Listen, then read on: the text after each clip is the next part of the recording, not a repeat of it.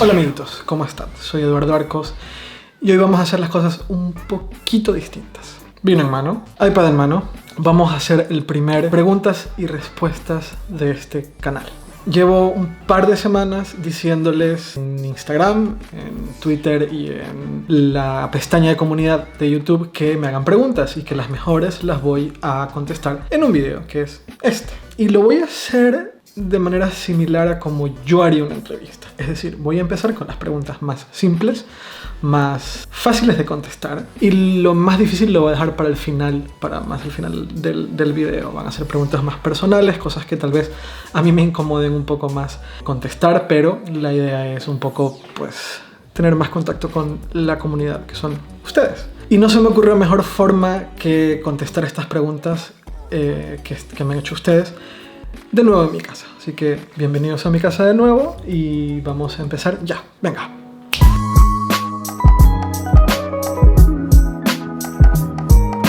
Muy bien, entonces voy a empezar con un grupo de preguntas que me han hecho bastante. Yo lo que he hecho es tratar de resumir muchas preguntas en una o dos, porque hay muchas preguntas muy similares. Entonces voy a empezar con lo más fácil, que es Tesla. Entonces, si los coches de Tesla desaparecieran de la Tierra, ¿qué coche compraría ahora mismo? Es una muy buena pregunta para arrancar, porque es verdad que yo no me veo de nuevo con un coche de combustible, y la mayoría de los coches eléctricos que hay ahora mismo en el mercado honestamente no me gustan. Audi y Mercedes han sacado un par de coches eléctricos, pero debo aceptar que no terminan de gustarme, y además el tema del Dieselgate a mí me afectó bastante. Entonces, si los coches de Tesla desaparecieran de la Tierra, probablemente me compraría un e-tron. Es que no lo sé, pero no compraría coche ahora, es difícil. Primera pregunta, venga, segunda pregunta. Imagínate que te dan a elegir un coche sin importar el precio. Podría ser tanto de Tesla, un Lamborghini o cualquier otro. ¿Cuál sería? Esa pregunta es muy fácil de responder. Un Tesla Roadster de los nuevos, los que van a salir el próximo año, que cuestan $200,000 euros. Ese. Tesla en Latinoamérica. Mucha gente me ha preguntado sobre Tesla en Latinoamérica. La pregunta suele ser, ¿cuándo llega Tesla a X país? Yo lamentablemente no tengo forma de contestar esa pregunta. La expansión de Tesla ahora mismo está en países, sobre todo en países donde hay mucho poder adquisitivo. Por eso en Europa se está expandiendo tanto, por eso han ido a Australia, por eso están yendo a China, donde hay mucho nivel de expansión, donde hay muchas posibilidades de expandir y de vender muchos coches. Han entrado a México y es el único país latinoamericano donde han entrado, y veo complicado ahora mismo que sigan bajando por Centroamérica. Lo único que se me ocurre es que empiecen a instalar o empiecen a tener presencia en Chile o en Brasil, y desde ahí empiezan a expandirse a Latinoamérica, pero honestamente no tengo una respuesta clara porque no tengo ninguna información al respecto. Esta es la última pregunta sobre Tesla. ¿Por qué me compré un Tesla? Vale, esta es una historia muy interesante. Entonces, ¿por qué me compré un Tesla? Uno, quería dejar de tener un coche que consuma gasolina. Me parecía que estábamos ya como en la prehistoria. Cada vez que iba a una gasolinera y le ponía gasolina al coche, me sentía como un dinosaurio.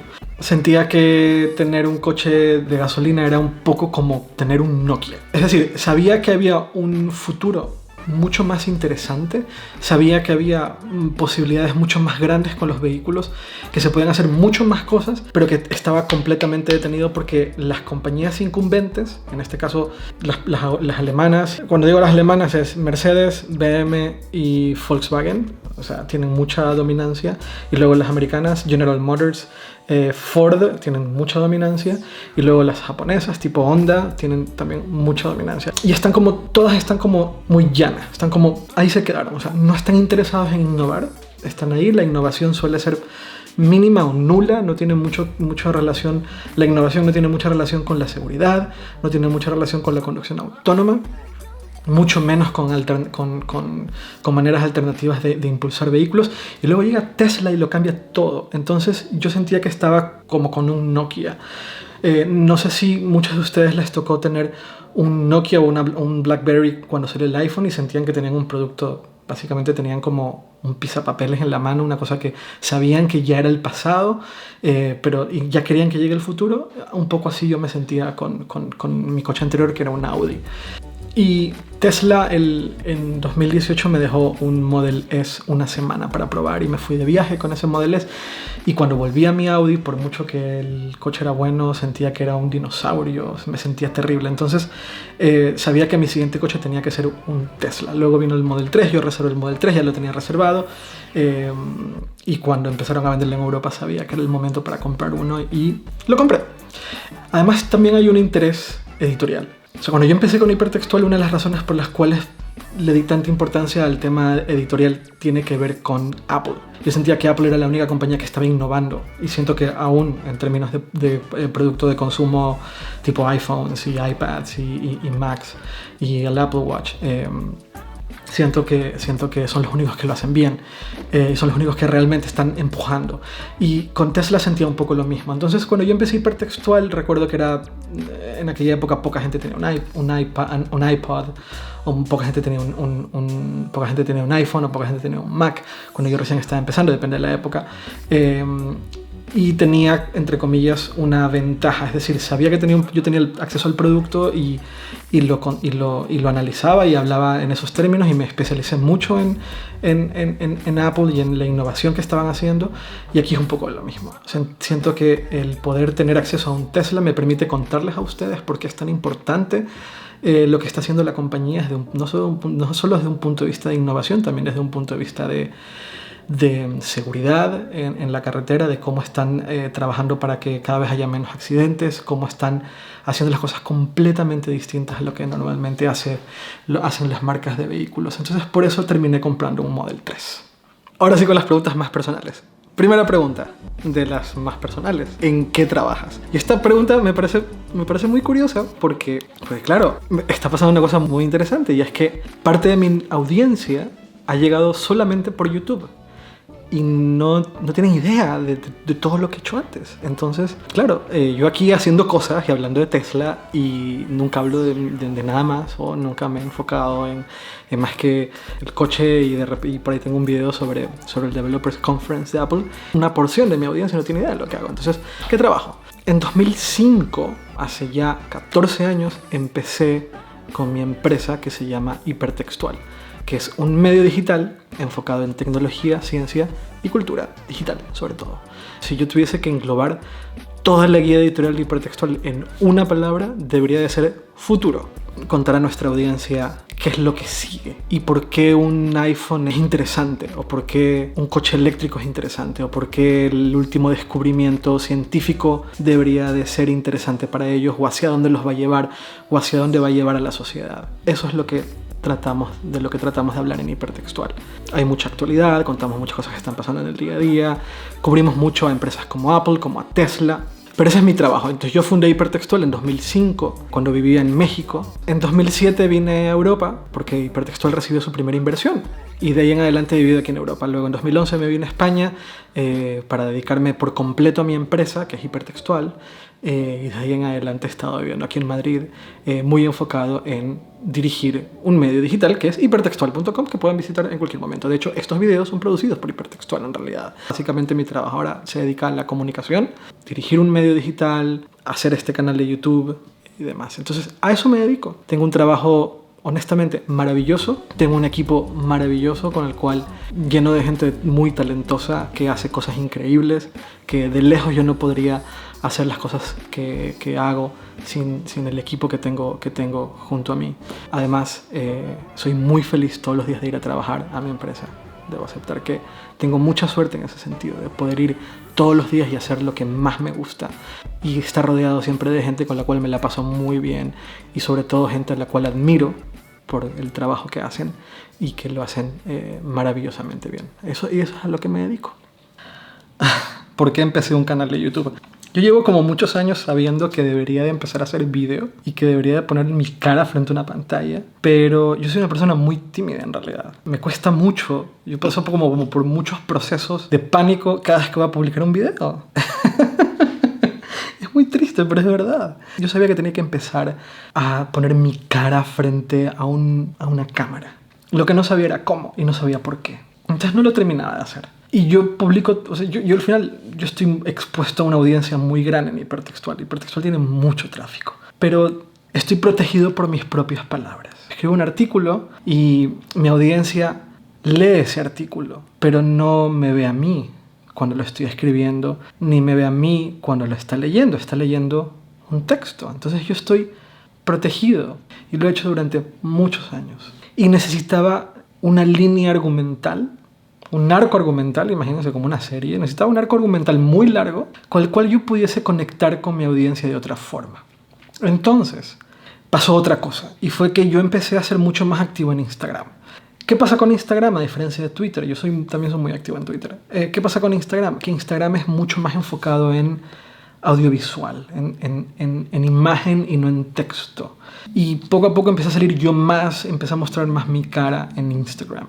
Y eso cambió mi relación con la audiencia de manera radical. Se empezó a convertir en una comunidad que estaba más alrededor de mí que alrededor de Hipertextual. Había una relación mucho más cercana entre la gente que me ve y yo. Y eso fue increíble. Entonces me di cuenta que yo tenía que subirle el volumen, por decirlo de alguna forma, subir el volumen a esto, a esta comunicación entre ustedes y yo. Y Tesla fue una gran excusa para poder resolver lo que decía hace un momento. ¿Cuál es mi arco argumental? ¿Cuál es la historia que yo les puedo contar a ustedes? Que no sea un tema extremadamente personal, que sea algo que a mí me apasione, que a ustedes les guste, pero que ya no sea únicamente desde el punto de vista de contenido editorial, es decir, contenido en texto, en donde yo pueda contar cosas en vídeo. Ponerme frente a una cámara y hablar con ustedes y contarles algo que a mí me apasiona. Y Tesla fue la excusa perfecta. Y entonces por eso empecé con un canal de YouTube. Ahora, hay una cosa más muy importante alrededor de todo esto. Yo no podría hacer estos videos si no fuese porque en enero en Hipertextual entró a trabajar Ceci Saya. Ceci es la persona que está al frente. Todo el tema de video de Hipertextual, tal vez algunos de ustedes siguen el canal de Hipertextual, notarán que ha habido un cambio fundamental muy muy grande a partir de enero, febrero. Tiene que ver con ella y este canal, como decía hace un momento, está producido por Hipertextual. Yo tengo nociones de imagen porque llevo muchos años tomando fotos. Y tengo nociones de comunicación porque llevo muchos años escribiendo. Y puedo ser coherente hilando ideas.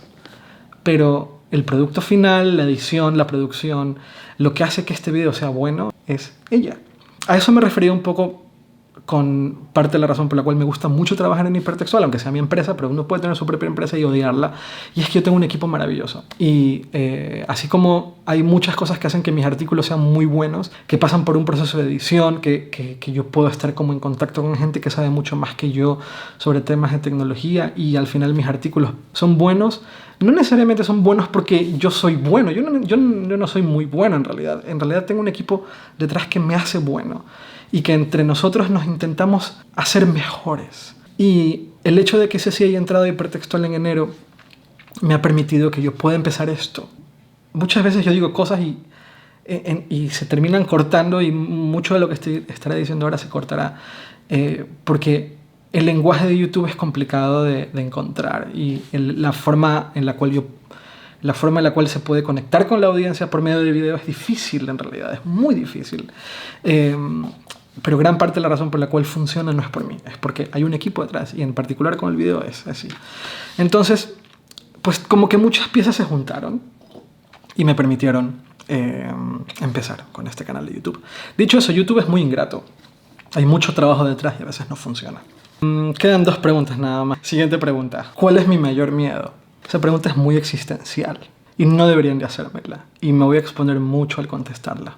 Mi mayor miedo es que Pixie muera.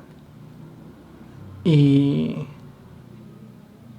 temo todos los días, de formas que no se imaginan, que ese día llegue. Ese es mi mayor miedo. Pixie es mi perra. Y yo sé que es difícil para algunas personas entender la conexión que una persona puede tener con un perrito, pero Pixie y yo tenemos una conexión que no puedo explicar. Y es muy cercana. Yo la adopté cuando Pixie tenía 2 meses. Entonces, toda la vida de Pixie ha estado conmigo y bueno, con mi ex, con Ariana. Lo peor que le puede pasar a una persona, lo peor que le puede pasar a un padre es que su hijo muera. Y cuando adoptas un perro, cuando tienes un perro, aceptas eso. Aceptas que vas a tenerlo con un tiempo muy limitado y que ese momento va a llegar. Y no es la primera vez que me pasa. Entonces, desde el día 1 en mi cabeza eso ha estado ahí.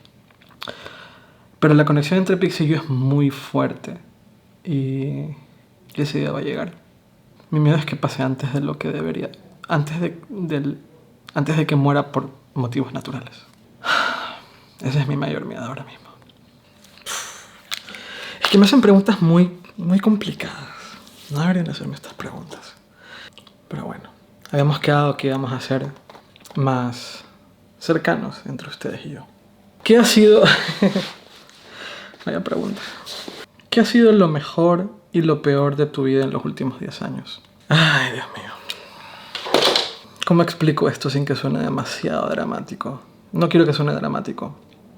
Voy a empezar por lo peor, porque es más fácil explicarlo así. Lo peor que he vivido en los últimos 10 años han sido mis depresiones. Yo soy una persona propensa a la depresión. Y además soy propenso a la autodestrucción. Antes me daba mucha vergüenza hablar de esto, porque estás mostrando tu lado más vulnerable. Pero también he aprendido a que es importante hablar de esto porque mucha gente pasa por una situación similar y no sabe que otros estamos igual. Y no sabe la importancia de crear una red de soporte. Entonces, yo soy una persona propensa a la depresión y yo he pasado por más de una depresión. Yo he pasado por muchas depresiones. Con el tiempo he entendido que en el pasado yo viví depresiones sin saber que lo eran, porque no estaban diagnosticadas, y en los últimos 5 o 6 años he pasado por varios episodios de depresión, graves, no tan graves, diagnosticados. El episodio más grave de depresión que yo he vivido en mi vida fue en 2017, porque además yo tenía ataques de ansiedad que eran muy, muy, muy, muy, muy fuertes. Yo vivía ataques de ansiedad de horas, de 6, 7, 8 horas. Coincidieron como muchas cosas, ¿no? Coincidió la muerte de personas muy cercanas en mi vida en 2017, 2 personas, 2 familiares. Y para mí la lealtad es muy importante. Y cuando la lealtad se rompe, a mí me afecta mucho. Y no solo cuando la lealtad se rompe, sino cuando la lealtad se rompe para hacer daño. Entonces, en 2017, además de la muerte de 2 personas muy cercanas a mí, pasó algo que tiene que ver con eso. Pasó algo en que varias personas que yo sentía que eran muy leales o que eran muy cercanas a mí, pues no. Pasaron muchas cosas. Eran ataques de ansiedad tan fuertes que se me caía la piel de las manos. O sea, como que la piel se iba saliendo. No sé cómo decirlo. Nunca me había pasado, nunca me ha vuelto a pasar. Y viví el peor año de mi vida. Y luego todo se puso muy bien. A final de 2017 las cosas se empezaron como a arreglar. Todo se empezó como a acomodar, pero yo también el 31 de diciembre de 2017 me prometí, en esta casa de hecho, me prometí algo. Yo lo que hice el 31 de diciembre es que mi familia vino a mi casa a celebrar el 31 de diciembre y ese día me prometí nunca más volver a permitir que esto me vuelva a suceder. Nunca más iba a permitir que elementos externos me destruyeran de la forma en que me destruí en 2017. Entonces, yo hablo de depresión porque hay que hablar de la depresión, porque es una enfermedad. Es como si te rompes la pierna. Si te rompes la pierna, vas donde un doctor a que te arregle. Si tienes una depresión, vas donde un psiquiatra a que te arregle. Y no solo vas donde un psiquiatra que te arregle, sino que formas una red de soporte que te ayude. Es fundamental. Entonces ahora trato de hablar de la depresión porque lo que me ha pasado es que al tener una voz que llega a muchas personas, tengo la fortuna de hacerle entender a otros que hay luz al final del túnel. Yo no la veía en 2017, después la vi, y 2018 arreglé mi vida y fue un maravilloso año, y 2019 está siendo un año maravilloso también. Pero por eso hablo de depresión. Hay que desmitificarla y hay que quitarle todas estas capas de tabús que hay alrededor del estar mal de la cabeza. Yo soy mi peor enemigo. Yo paso por severos episodios de pánico cada vez que voy a publicar un video. Me cuesta mucho que ustedes me vean así. O sea, así peor. No quiero imaginar todo lo que va a pasar cuando publique este video. Pero cuando hablo de Tesla, yo paso por episodios de pánico porque me cuesta mucho mostrarme. Y tiene que ver con esta sensación, o sea, tiene que ver con mi forma de ser tan autodestructiva. Esa forma de ser tan autodestructiva ha terminado afectando a mucha gente y ahora lo que yo hago es trabajar mucho porque eso no ocurra. Últimamente yo le digo a la gente cercana a mí que soy como el dulce de leche. Es que me encantaría ser como el dulce de leche. El dulce de leche siempre te da como muy buenas sensaciones. Entonces me encantaría poder atraer buenas sensaciones a la gente que está cerca de mí. Y trabajo mucho por ser como el dulce de leche. Porque es terrible ser un pedazo de mierda. Es terrible ser la persona que genera destrucción. Y es terrible estar rodeado de personas que les encanta generar destrucción. Entonces no hay que ser esa persona. Y no hay que estar cerca de personas que les encanta destruir. Hay que ser como el dulce de leche. Hay que ser como un helado. Hay que ser como una copa de vino. Dar buenas sensaciones. Lo cual me lleva a la segunda parte de la pregunta. La mejor época de mi vida en los últimos 10 años. Y la mejor época de mi vida en los últimos 10 años es ahora.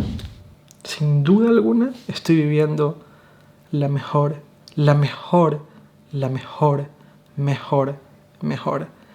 época de mi vida. Soy tan feliz ahora. Y no lo puedo creer. Pero soy muy feliz ahora. Y esto es parte de la razón por la cual lo soy.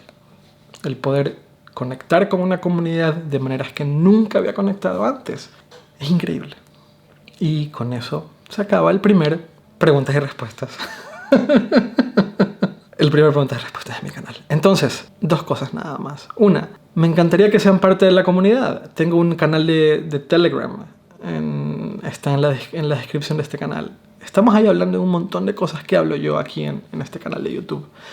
Me encantaría que visiten hipertextual.com. Me encantaría que me sigan en Twitter e Instagram. Mi usuario es earcos. Y me encantaría que se suscriban. Y me encantaría que le pidan a la gente que se suscriba.